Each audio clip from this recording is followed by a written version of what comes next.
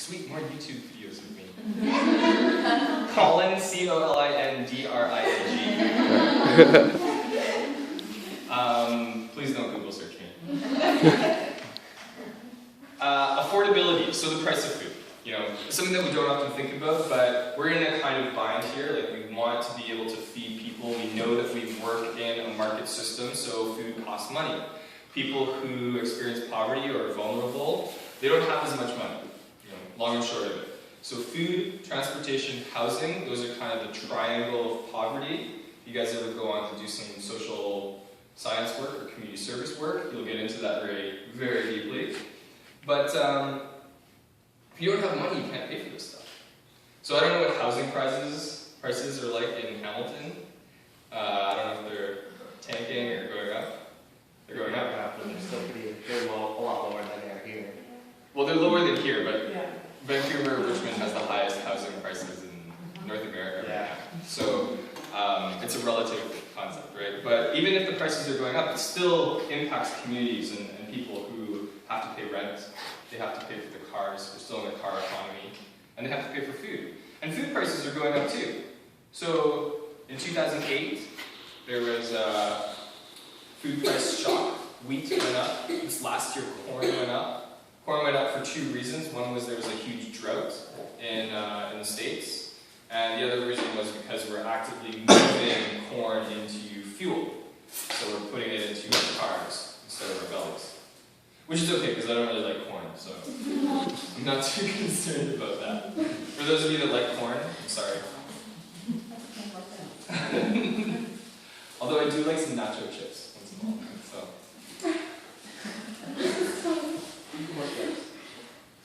Or I guess corn vodka, that's a thing too.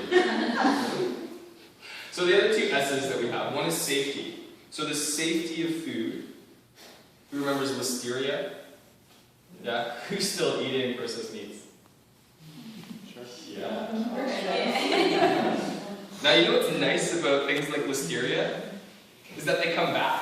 So, like, because effectively nothing has changed in our food system around safety and standards, anticipate that at some point, those of you who eat processed meats, you're going to be dealing with this again. Avian flu, chicken flu.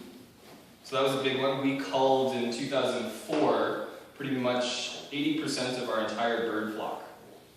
So that's, what are our numbers? It's like 800,000 birds died, and we still didn't really deal with it. So it still comes back, it's still an issue. BSE, mad cow disease. Who knows how mad cow disease came about? This is a good one. Wasn't it like the transfer? Good, transfer. Tap. Is it like across borders? Cross borders of what? Because like they don't really take beef. Okay, so what it was imports from the UK. Was the original issue. And what they were importing was they were importing animal feed for cows. But what was in the actual feed, so what they were feeding cows, was the spinal cord tissue and brain tissue of other cows. Which, yeah, it's kind of gross. But you know, we actually, a couple of years back, I think this stopped 6 years ago. Don't fact check me on this one, but it was a thing. We fed pets, other pets. So in cat food, dog food, it was a big stink. The federal government finally developed some regulations around it and said, no, you cannot feed Fluffy Scruffy,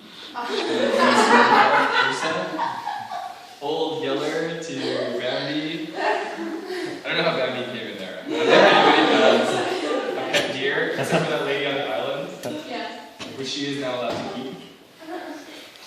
So safety is a big concern. You know, we're often, you know, if you really want to be food safe, probably the best thing to do is be a vegetarian. It's really rare to see vegetarians get food poisoning, so you're luckier that way. Oh, there's spinach. There is spinach. That's why I don't eat anything organic anymore. And that brings us to our last S, which is sustainability. I can just see this one going on YouTube. So sustainability basically refers to a lot of things. It's mostly, though, the environmental impact of food production and our food system. So food security, when it was originally conceived, really came from this poverty lens. It just came from we need to feed people. Populations are growing, and they're growing like the curve, the exponential curve. But food production is linear. It can only go like this. So these two curves, they don't match up. And people became really, really concerned. So that's where food security originally started having this conversation about. And now it's expanded into something much, much broader. So this is the kind of work that we do, is we try to address as many of these points as we can here in the city of Richmond. And there's a number of community service providers, there's a number of great organizations like the Sharing Farm. They grow food directly for the food bank, community meals, community organizations. There's the Schoolyard Society. They take little kids and they let them play around in the dirt and learn how to grow food. There's the food bank. They provide food directly to people who are hungry right now. They also do a number of different programs. There's seniors' kitchens. There's community kitchens all throughout. And where we kind of fit in is we try to support these guys where they need the most support that they can, but also to fill in the gaps. So a couple of years ago, we spearheaded a ban on genetically modified organisms in the city of Richmond. So we basically got council and mayor to say, yeah, we think this is a big enough issue that we don't want these products in our city. Now it's not a huge issue because we really only have 3 producers, farm producers here who use GMO crops, all of them corn, for feed, for cattle. But still, it's a pretty good stand to have a municipality take. Yeah. So, that's me rambling on and on and on. Do you guys have any questions? Any? No? I have one actually just about what you just said. So Richmond, is there a ban on growing the GMOs or selling? Both. Both, wow. Yeah. Yeah, the thing is, like, with the ban, it's purely, well, yeah, decorative is one word for it. It's not the word I was looking for. It has no teeth. So, like, there's no bylaw attached to it. There's no regulatory enforcement. No one is ever going to. That's not because we don't want it that way. It's only because agricultural practices like that are managed at a provincial and federal level. Right. So we can't, as a municipality, say, we forbid you. But by taking a stance, we're sending a very strong message to future producers who are thinking, maybe I'm not so welcome in Richmond. And really saying to those who aren't growing GMO, we really are going to support you and we thank you for following our values as a city. Cool. And on that, like, do you guys do any advocacy to provincial and federal levels or plan to about GMOs? Yeah, so we'll continue supporting the GMO issue, well, the non-GMO issue, as it would be. We're also, so that involves talking to provincial representatives. At the federal level, we'll do some letter writing, but aside from that, the feds right now are very much not interested in anything local, regional, sustainable, any of those buzzwords that you hear about anything cool. They're not into that. They're into diversify, or not diversify. What's the opposite of diversified? Mono. You're such a farmer. It's just monoculture, polyculture. They're interested in an import-driven commodity market. So they want agriculture in Canada to be about selling stuff to the States and abroad. And that's where they've invested the majority of their money. So we see very little investment at the federal level around food security. There has been calls, and we're supporting this as well, to get the feds to develop a national food policy. Because right now we have no food policy across Canada. So there is no direction provincially. So none of the provinces have direction around what to do about food. What is your responsibility about food? Do you have a responsibility about food? And so that kind of trickles down all the way. That's why municipalities and regional governments are having to take on a lot more of these responsibilities around food and trying to figure out, we have food banks, we have community meals, we have community kitchens, we have community gardens, we have community farms. There's a lot of community stuff. Yeah, the best word too. Okay. Could just be farms, gardens. So there's a lot of investment right now at the municipal level in doing a number of different initiatives related to food and food security. Sorry, I went a little tangential there. That's good. Any other questions? Yes? In your opinion, so we went to Richmond Food Bank and then we went to Quest. So Richmond Food Bank doesn't do like any income checks and they just give you your food, and then Quest you have to be referred to and then you have to buy your food. Right. So what do you think is a better method in your opinion? Well, I wouldn't attach a value judgment to it. I wouldn't compare them because I think they're totally different services. So the food bank is just meant to be no questions asked. You need food, you can come here, you can get it. The Quest piece is that next step. So you may have used the food bank earlier that day, and now you want to get some like fruits and vegetables. So it's kind of hitting that gap that's in between, I need food right now, but I'm still low income, or I'm working and I don't have food access, but this isn't meeting all of my needs. So I think it's still like a continuum piece. And I've seen the work that Quest does, and I've met with them, and they're fantastic. Like it's really exciting. And they work with food banks as well. So they have an excessive amount of food, they bring it back to food banks, it gets redistributed. So it's an entire, I think, process. Yeah. So for when people say they take advantage of food banks and stuff, like you think they shouldn't be questioned at all? I just don't think like there's any point in like putting your energy into. Yeah, I mean, like let's say people will take advantage. I don't think that there's anything wrong with that. Like if you feel like you need to use it, then you feel like you have to use it. And it's a better use of our, I think, collective energy to just think of it that people are in need, rather than questioning what someone's motives are for using it. I mean, you'll definitely get like the rhetoric that we often see here is that someone rolls up in a Mercedes and they'll be using the food bank, right? And you can question the whole logic that owning a fancy car equates to being poor. So it's a first contention that you could make. Because you have no idea how that person got the car. It could be renting it, it could be like a friend's car. Who knows? So like the metrics, I think it's really important to have spaces where you don't have to be challenged. Like all of our community meals in Richmond, they're all just open, no referral process. You just show up, you can have a meal. There are probably tons of people who show up who don't really need it.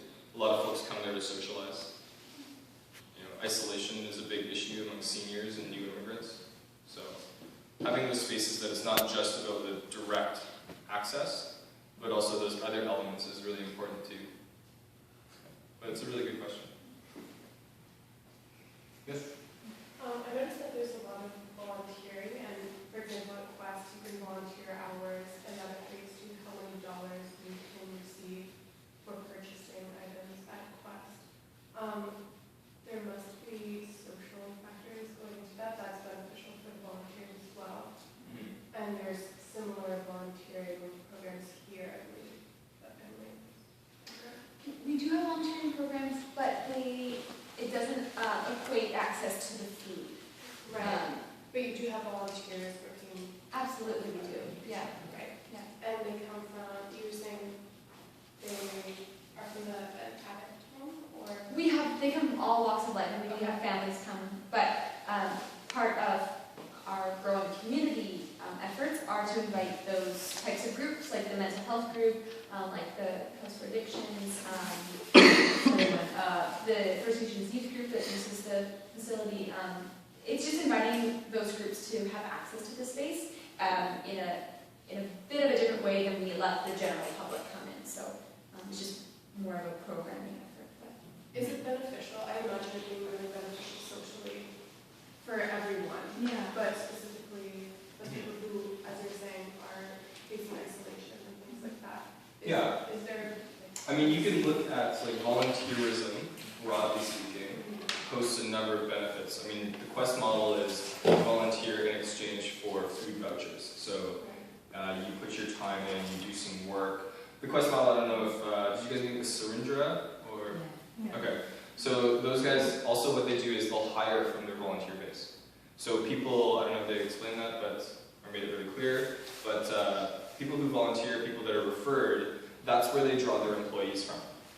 So with the exception, I think, of a couple, high-level organizational professional pieces, but for the most part, like clerks, baggers, sweepers, stalkers. I don't even know if those are any of the right terms, but I'm just like inserting verbs. Those are all from the volunteer population. So, and generally speaking, like volunteerism, it has a number of benefits. Like you guys volunteer, right? And you volunteer for a number of different reasons. Some is to make friends, so to address isolation and social inclusion.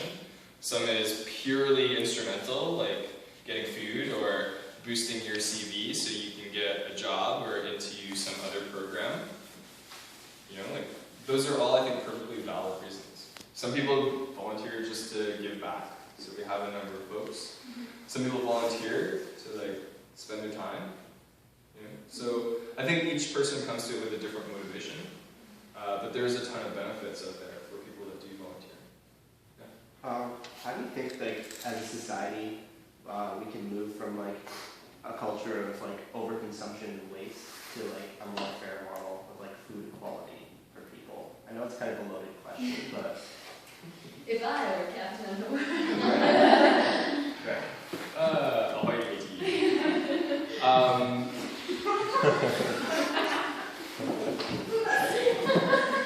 I like the gigglers that we have here. So basically, to me, it's a question of food sovereignty and of reconnection. I mean, like, you can get really high into some issues of like neoliberalism, of globalization, of the commodification of culture, how like we all have to be consumers, we need to buy. How many iPhones are here today? They're obsolete in like 2 months. Culturally obsolete. So like the idea of obsolescence, the idea that, ideas of thrift, of reducing consumption, like, I think it requires value change, really. I think we really need to start having conversations with one another and reestablishing what our values are. And really having the ability to talk to one another and say, I don't actually give a shit what Justin Bieber wore to the Oscars. And no, I did not watch the latest episode of The Vampire Diaries. I just don't care. Like, see, I know that there are people who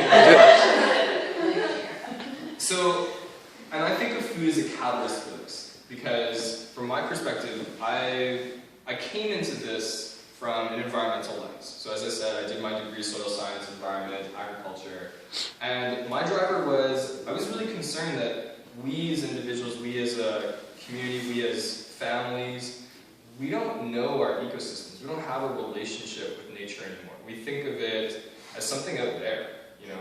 It's not, it doesn't have anything to do with us. We make time to be in nature. We don't really think that it's a part of us. And so I really started to question this, and I really started to wonder, well, how do you motivate people to deal with this issue? And I think really food is the best way to do it. I found that regardless of where someone is coming from, we can talk about food. So if it's a cultural conversation, I love hearing about cultural food. In fact, I love eating cultural food. So sharing food, breaking bread with someone, it's the great social equalizer. It opens conversation.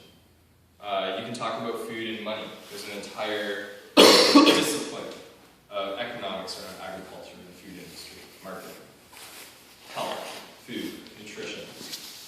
Another time, environment, social justice, politics. It all ties in. You can always have a conversation with someone, not just breaking bread, but also talking about it. So I think that's part of it. And the other part is then to be able to take control. And it's not so much like taking control, like I expect all of you guys to go back to Hamilton and break ground and, start your own guerrilla gardens and produce 50% of your own fruits and vegetables for your own consumption while studying for a chem test and you're hoeing at the same time. That's not the expectation, but the expectation is that you have choice and that you can enable yourselves to have choice and you know what you're choosing. So that's kind of where I see it going. And I don't really have an answer, because I don't think we've ever really dealt with the problem. So I can vision some things, I can give you elements of that vision, but I don't have them. a concrete piece yet. But I think it's our collective responsibility to question and to come together creatively and find solutions. I feel like a TED talker right now. Have you guys ever heard of Local Food Plus? That you guys are familiar with? I just thought it's one of those things that wants to put as an option, a choice.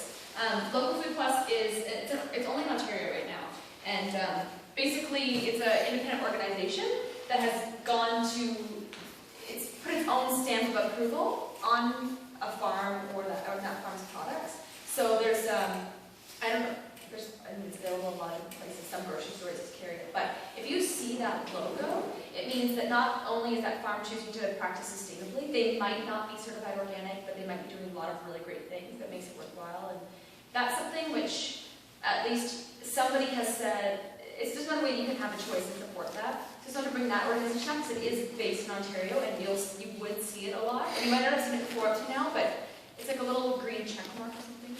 And for some farmers markets and stuff will have products that are locally certified. But it's a really creative way that peers, as I said, like organic to be peer certified. This is kind of another peer system where people are looking at it and being like, we really want to support this farm because of what they're doing. So this is how we're going to tell the public about it. So, yeah. I'll take a couple more.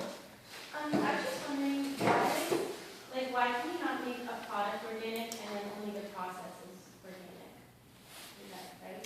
Oh, I was saying earlier, organic certified is a process, not a product.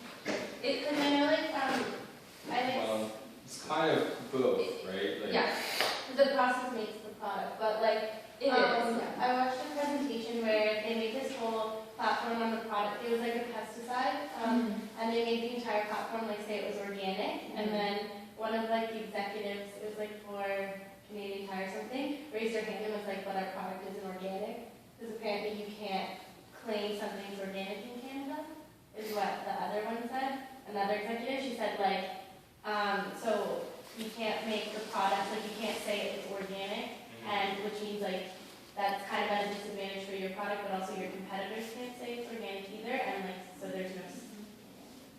That's what I got from it. I don't know if that's. Well, I know for certain there is a national standard for organic products. Right. So it's basically it's a list of allowable and non-allowable products that you can use in a farming system. And so there's a number of standards that go into it, but there is a national organic standard. Okay. And then each province themselves has their own certifying body, which kind of enforces those guidelines and standards. Yeah. Maybe something else. I don't know. It's good to know. It's good to know. Yesterday we were doing a reflection as a group, and we were talking about the price of eating organically. Mm-hmm. What do you think will be the driver to decrease that price? How do you think that price will come down so that it will be more accessible? Who owns an iPhone here? How much did you pay for your iPhone? $0 Okay. on 3-year plan. So we value things differently. The actual value of an iPhone, the product itself, the materials themselves, not the cultural value, is minuscule. Right? It's probably $10, $15 to make. The cultural value of that product is astronomical. Take clothing. Am I wearing anything designer today? Probably. Oh yeah, these Blundstones. So these Blundstones were $200. The leather themselves, the rubber, the manufacturer, the kid that probably made them. Well, they're Blundstones, so it was probably an adult that made them. But all in all, the cost of the product is still quite low. So I think it requires two things. One, organic food. We price food really low. We have already mechanisms to keep food prices low. And food prices are low for specific reasons. So we won't talk about organic, but we'll talk about conventional foods. The reason that the price is low on them is because they have low labor standards, low labor prices, and it relies on cheap inputs, so cost of fuel, basically. And because you're producing so much of it, so corn and soy have ended up in pretty much everything in a package, which is kind of disturbing. If you go on the grocery shelf and like you flip the package around and you read ingredient listings, you'll see corn and soy in some way, shape, or form in most processed foods. So I think like we don't value food the way that we could value food, and currently the stat that I'll throw at you, it's fast and dirty, so you might want to verify it, but the amount of money that we spend on food is about 10% of like a family's income. In the 1920s, 1930s, it was anywhere from 40 to 60%. So, and that's because we've shifted our spending patterns. Like, we're content to buy cars, we're content to buy clothes. The amount of disposable income that we put towards these other purposes, like that's what's gone. So it's not so much that, like, food has pretty much stayed relatively stable. We've just shifted our spending patterns. So I think, like, we don't value our food like we value other things. Imagine one day that you're like eating a Lexus apple, or the Lexus of apples. Sorry for the product placement. You know, so like, there's a fellow, he did a really interesting piece a number of years ago with peak oil and how oil prices and energy prices are going up. He says at some point the mango will be a luxury product because it costs so much energy-wise to make it. So he's like, you'll see like $100 mangoes. You know, we kind of laugh about it like, ha, $100 mangoes. But imagine for a moment that a mango was actually like $100. Would you import it? Would you eat it? Some people would, but most people probably wouldn't. Does that kind of answer your question? Yeah. It's a hard question, but I answer, and like a lot of different factors. Yeah. And I know like most of you guys probably want to start eating better. You know, like as you start to learn more about like where your food is coming from, you're going to want to eat organic food. You're going to want to eat local food. You know, there's a difference between certification and non-certification. So some farmers, you get to know them, you get to know their practices. They may not go through the process of actually certifying their products, but there's other things that you could do collectively, like buying in bulk. So if you have friends and family, and you get together and you buy a whole bunch of organic quinoa, like 2 kilos of it, and you parse it out, like it ends up being cheaper. It's about the same as buying like a box of quinoa. So there are ways to keep your price points low as well.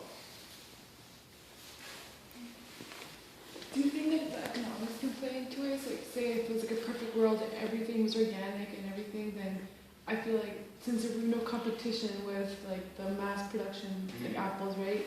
Because how I see it is that organic is where not everybody's doing it, so that's why they're more expensive. Versus it's cheaper to do mass production of fruits and vegetables, so they can charge less for them. And whereas organic takes more work and effort, so it costs more. Is that kind of? Well, there's a higher labor cost. Right, so that's part of it.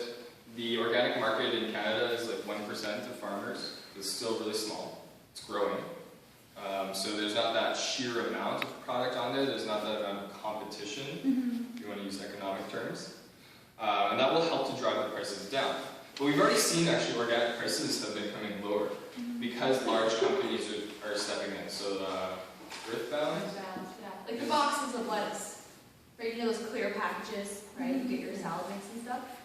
I mean, those were like $6, I swear, for the little ones a couple of years ago, and now you can find them on sale for $3 easily. Usually they're on like for $4.99, I feel like.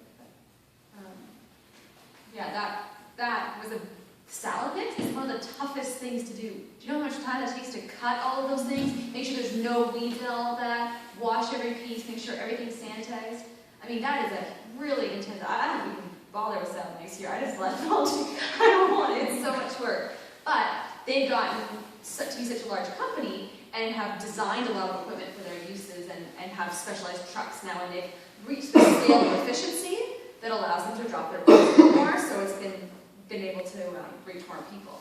And that's happening. That's what I was saying to somebody today. It's sort of that industrial organic scale of what we're seeing kind of. So there's all these different levels and all these different price points for all those different levels. Yeah. And some things like you're going to have to produce at economies of scale. You know, so within our urban centers, we should be concentrating on high water, high spoilage type crops. So vegetables, tomatoes, zucchinis, you know, things of that ilk. But like, you're never gonna grow wheat or lentils or soy in the city. It's just, it doesn't make any sense. Like, there's a guy here, Ian, he does wheat, and he like grows wheat right in front. Emily probably showed you his plot. And it's not huge, it's maybe, say like half the size of this room. And it produces a bunch of wheat plants. And then he takes them all in here, and the kids grind them up, and they thresh them and all this stuff. And then he grinds it into flour, and he makes bread. He makes like 6 loaves of bread. You know, I don't know about you guys, I'm a bread eater, so I can go through like a loaf of bread in 2 days.